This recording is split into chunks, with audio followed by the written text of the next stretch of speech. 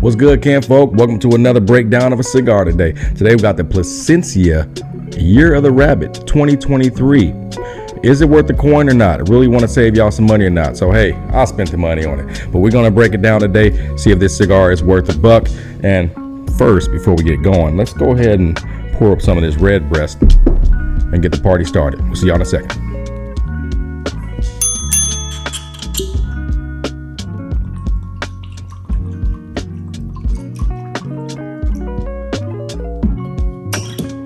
Okay, so first off, this is a Nicaraguan puro. Let's get that out of the way. This is exactly made with the same tobacco leaves as the Plasencia Alma Fuerte. It's got Nicaraguan Habano in the wrapper. It's got the filler and the binder. It's also Nicaraguan. So, puro, right? But I would say the main difference is, I don't think the color is supposedly Colorado in color, but to me it's coming off a little bit lighter in essence, but it's a little bit more tannish brown than the Alma Fuerte. And I don't mean to compare the two. It's just a simple fact that they're the same make and it's from the same cigar manufacturer. So I'm interested to see how this blend compares with that one. And now, like I said, $50 a stick, man, or $520 a box. That's pretty steep. Not your budget stick at all. Not at all. I've always kind of wondered what the big deal is with these this year of the whatever cigars. You know, every year they seem to come out with one. Year of the Dragon, Year of the Rabbit, Year of the Rooster, and it's not just Plasencia. There's other cigar manufacturers that are doing the same thing. So they are not the only ones. But this is the first one that I've been able to smoke so far. And I'm just gonna go ahead and get this band off the foot. They got the price label right on where I could take this thing off, so it's making it a little bit hard to see where it does end off. But I will tell you, I received this from AtlanticCigar.com. I typically buy a lot of cigars from them when I do, and this one did come in a little damaged. On the cap there, I went ahead and put some cigar glue on there. There just seemed to be a tear there, so which makes me believe if I go ahead and cut the cap off this cigar, it's going to unwrap on me. And then as I'm taking this, the banding off of the foot here, there's quite a bit of ripping on the foot here.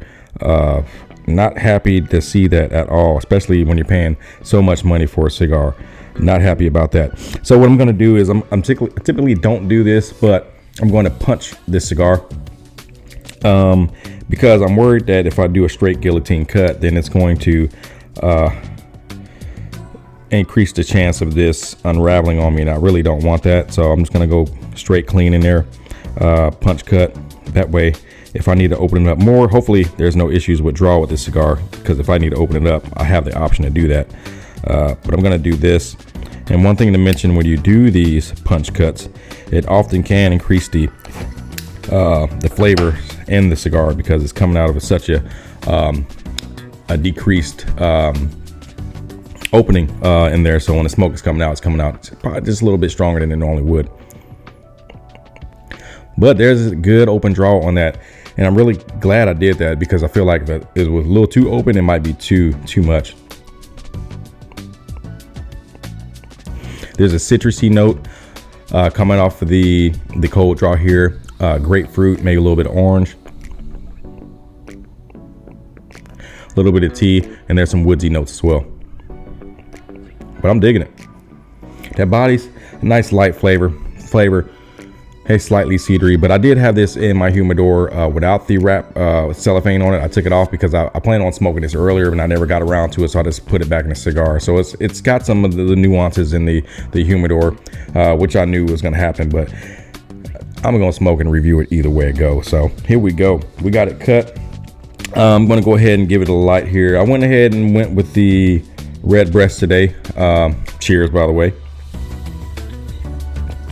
It's a good Irish whiskey, and to me, with this cigar, noting that it was a medium body cigar, I wanted a nice medium body liquor to go with that too, so that's why I went the Irish whiskey there. Really good stuff. All right, y'all, enough of that. Let's go into it. Again, I'm going to light it with a match today because I don't want to increase the chance of torching this $50 cigar. I just want to light it nice and slow. I want to come in there nice and slow and take my time lighting this cigar, and I suggest y'all do the same, man. Ain't no need to be in a rush when you're getting these cigars in, especially if it's your first cigar today or your only cigar today. Hey, maybe it's your only cigar out of the whole week. Take your time. When I light my cigars, man, I look at the cigar, I feel the cigar, see how thick it is, or does it feel like it's got some give into the cigar? Maybe it wasn't rolled good. A lot of those things you can pick up before you even light the cigar.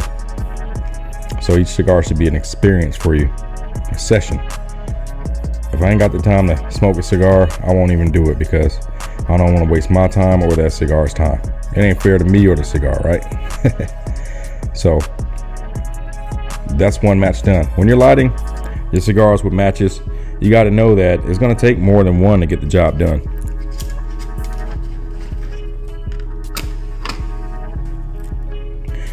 And I did that one a little too fast. Oftentimes, I take about 2 or 3 of these to get the job done. But see if I can do it with just these 2. So we got a nice little toast going on here in this cigar. Toasting. Don't want to burn it, just toast it. Like I said, the foot of this cigar has got some tear in it, so I'm trying to reduce the chance of damaging it any more than it already is.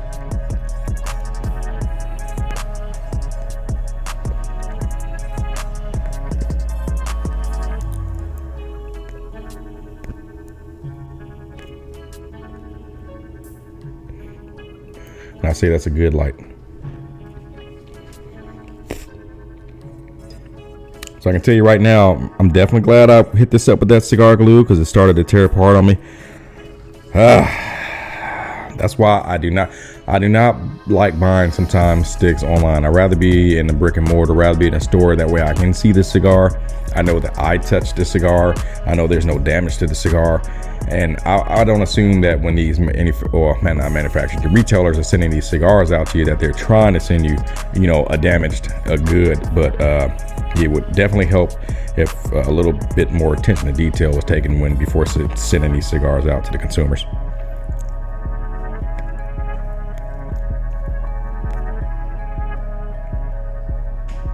Flavors are really mellow. There's a hint of spice in there.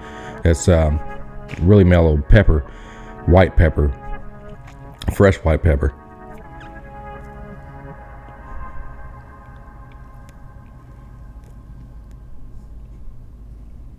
Really smooth. Wow, that's nice so far. So far, nice.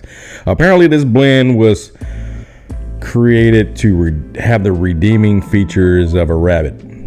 I guess a rabbit to Chinese is gentleness and elegance or whatnot. So I think that's, I guess that's what they were trying to portray in this, because in no way, shape, or form does this look like a damn bunny rabbit to me.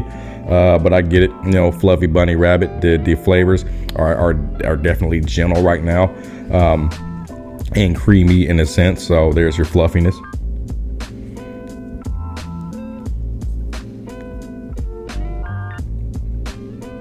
But so far, not bad at all. I'm digging the cigar's flavors right now. Starting off a little bit wavy because of the construction issues on the foot there. But I imagine that this will level out with no problems. But looking at the build of the cigar, it's got a nice oily sheen to it. There's quite a bit of thin veins in the wrapper. There's not many that's too thick in there.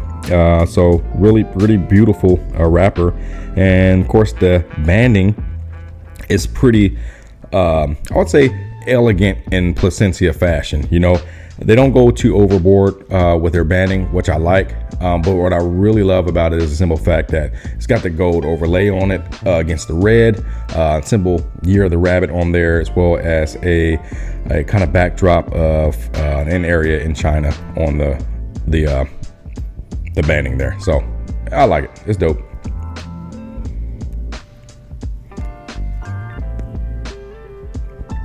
Not bad at all.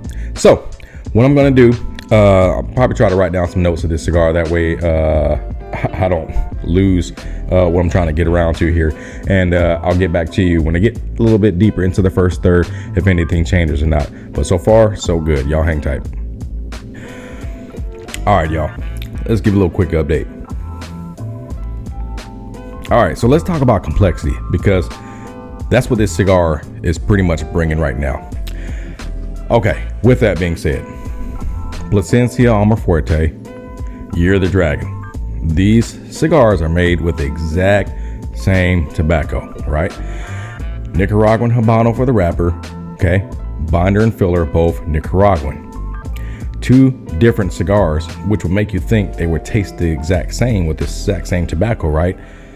Clearly not the truth, far from the truth. So this cigar from the region Jalapa, in Nicaragua, you know, it's mild, it's medium to mild in its flavor, right?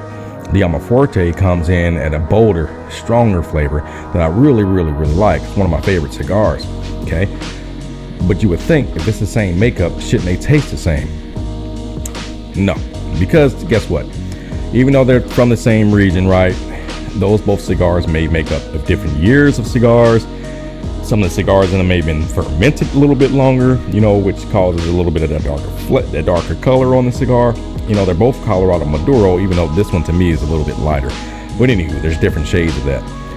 But two different cigars with the same makeup, and that's exactly why they don't taste the same, even though they have the same tobacco in them. It's just because that they probably come from different regions over in Nicaragua too. And like I said, the aging, probably separate different batches of years, and the fermentation process creates the difference in these two cigars.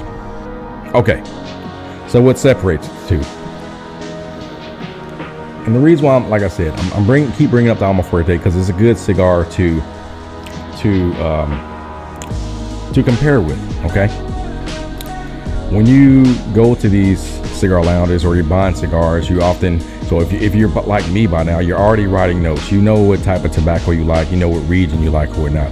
And if you like a Nicaraguan puro, you like that profile, you think you know what's going to taste like. But always remember that although it's a Nicaraguan Habano, you might not like all Nicaraguan leaf. Okay, there's a difference between all those, right? So just remember that, keep that in mind, and just don't ever try to compare two cigars because they're obviously different.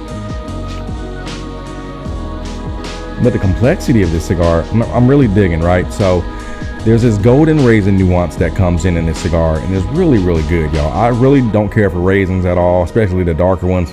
Don't like them. I would never. They look like little scabs to me, so I'm cool on that.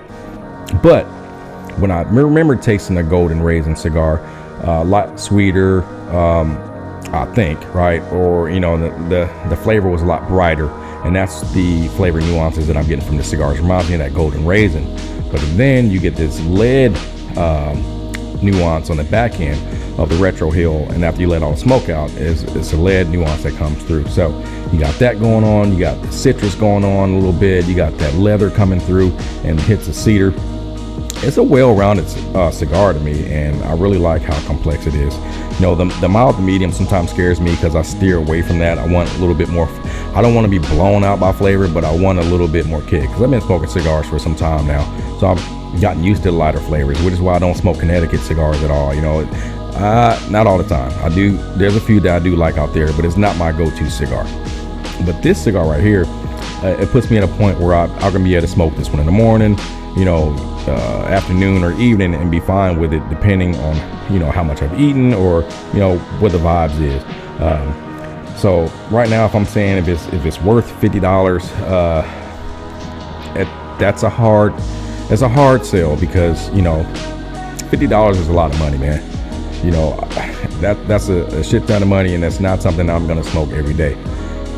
So if you're able to get your hands on maybe one or two, you know, keep them in your humidor and just save it for a good occasion, man. You know, this wouldn't be an everyday stick that I'm just gonna sit here and cut my grass with or whatnot. I would say this is for a special occasion because the flavors are good enough for it to be that, you know, and that's kind of where I feel with that.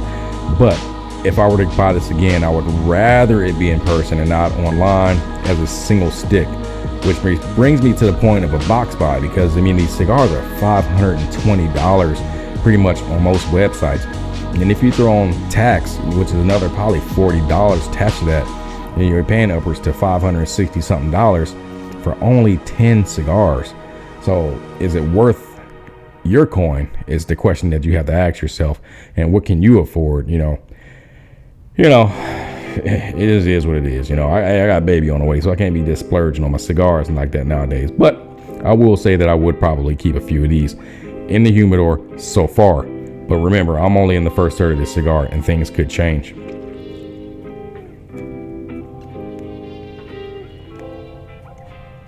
So I think that's what I'll do. I'll keep smoking this down a little bit, update you later on in the cigar, and let you know if it's still worth a coin. Y'all stay tuned.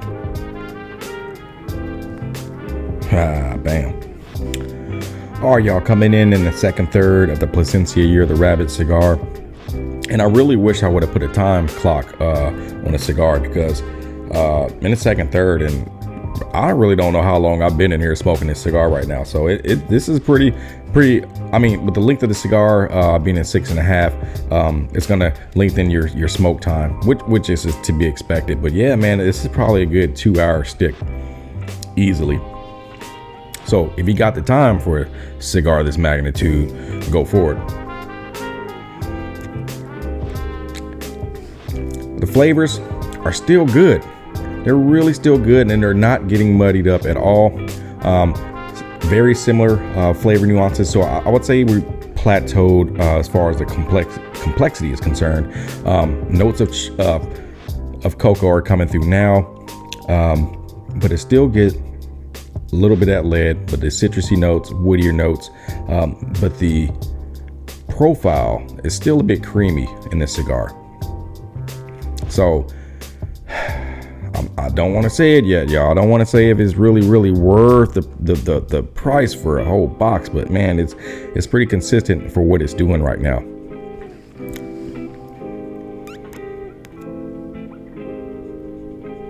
There is a description that I sometimes get with cigars, and I would say a chewiness or meatiness of the cigar.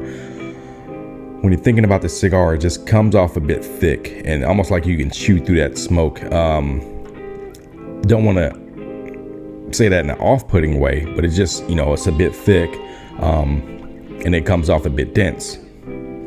So if you ever had that flavor profile, y'all let me know. I ain't tripping, all right?